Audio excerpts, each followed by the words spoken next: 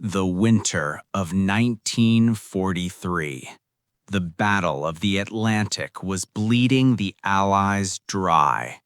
German U-boats operating in deadly wolf packs were sinking merchant supply ships faster than they could be built.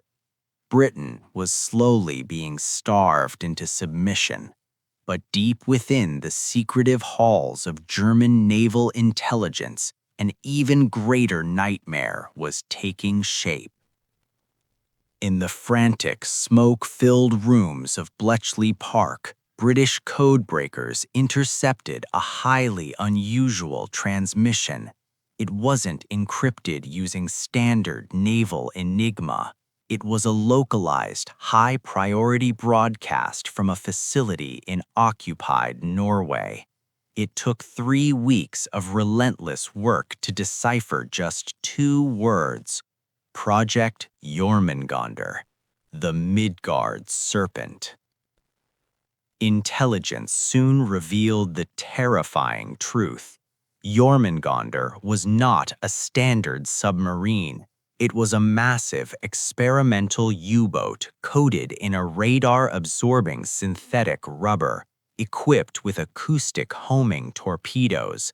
It was completely silent, invisible to Allied sonar, and capable of single-handedly crippling the Royal Navy. And it was only weeks away from its maiden voyage.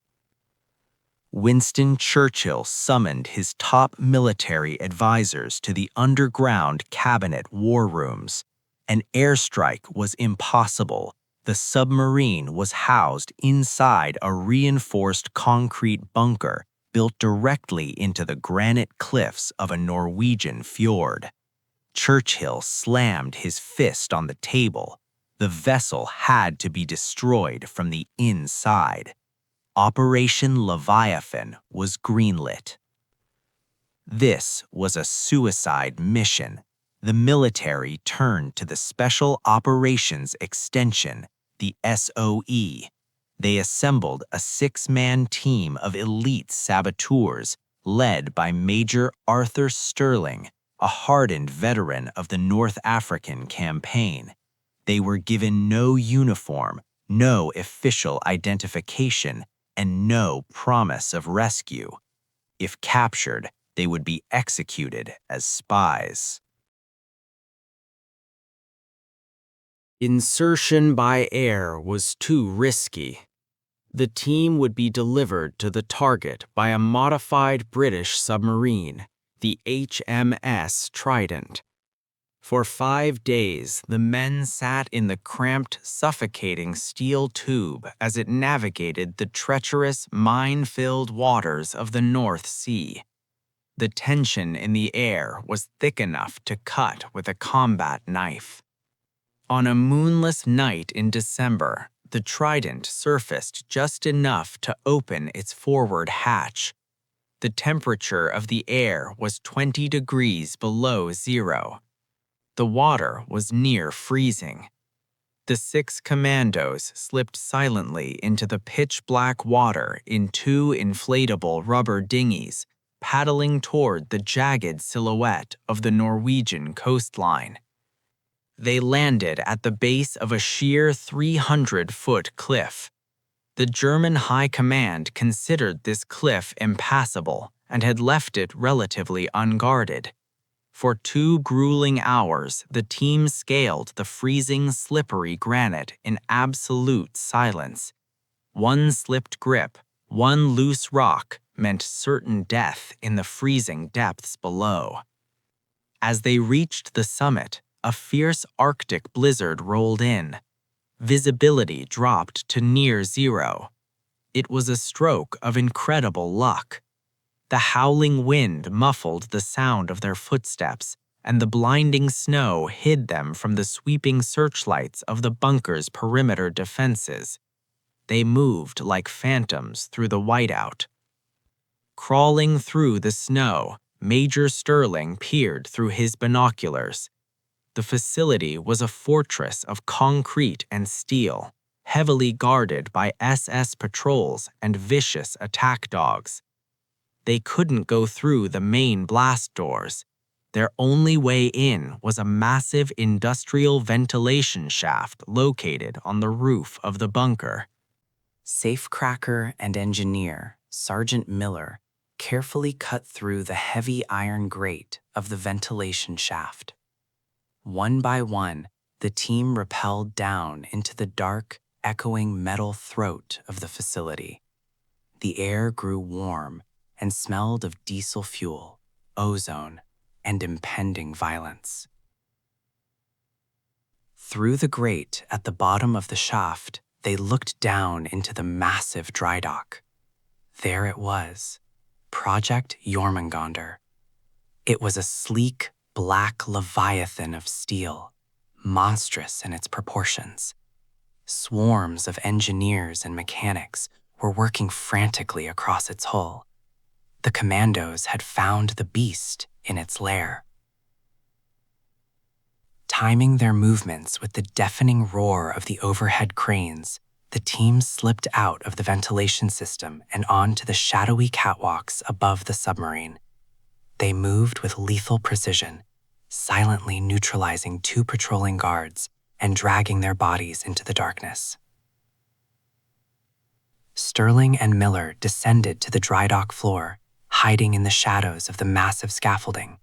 They began attaching magnetic, timed limpet mines directly to the submarine's critical weak points: the dual propellers, the aft torpedo tubes, and the primary ballast tanks.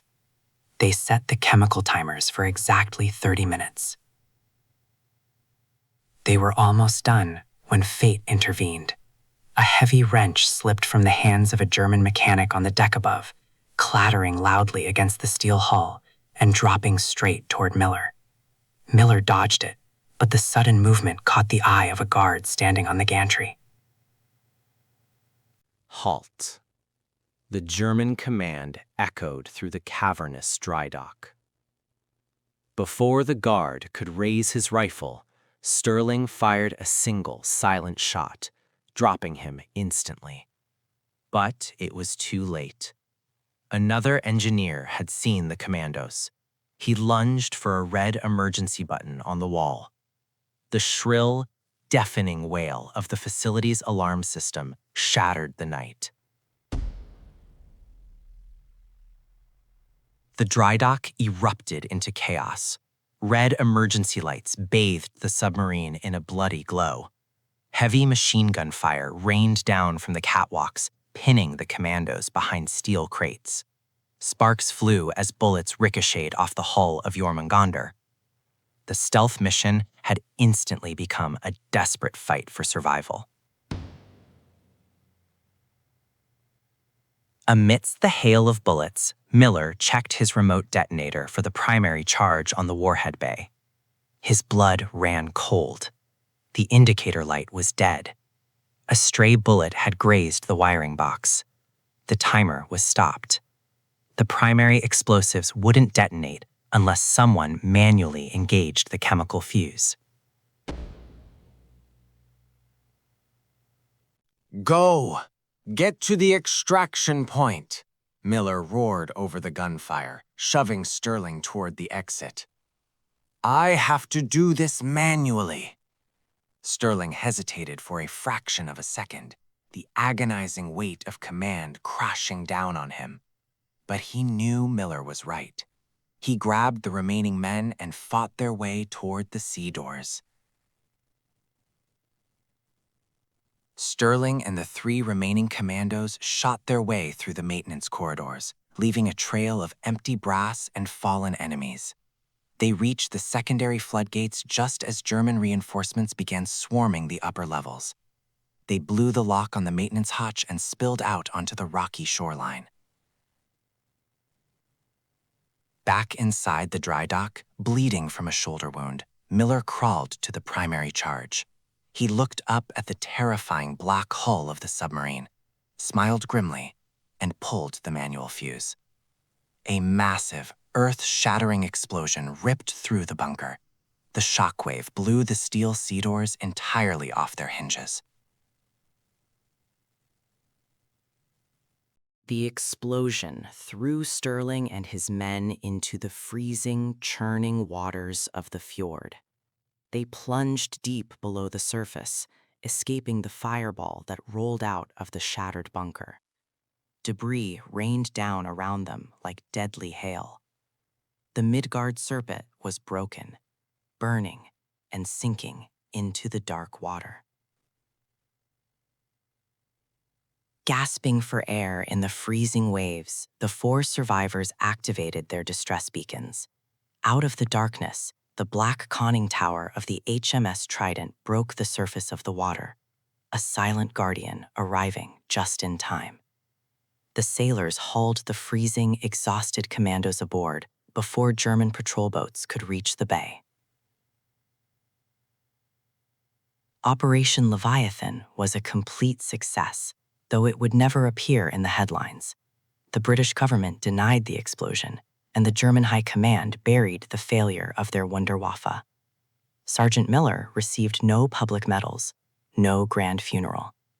But because of 6 phantoms in the dark, the Battle of the Atlantic was won, and the free world lived to see another dawn.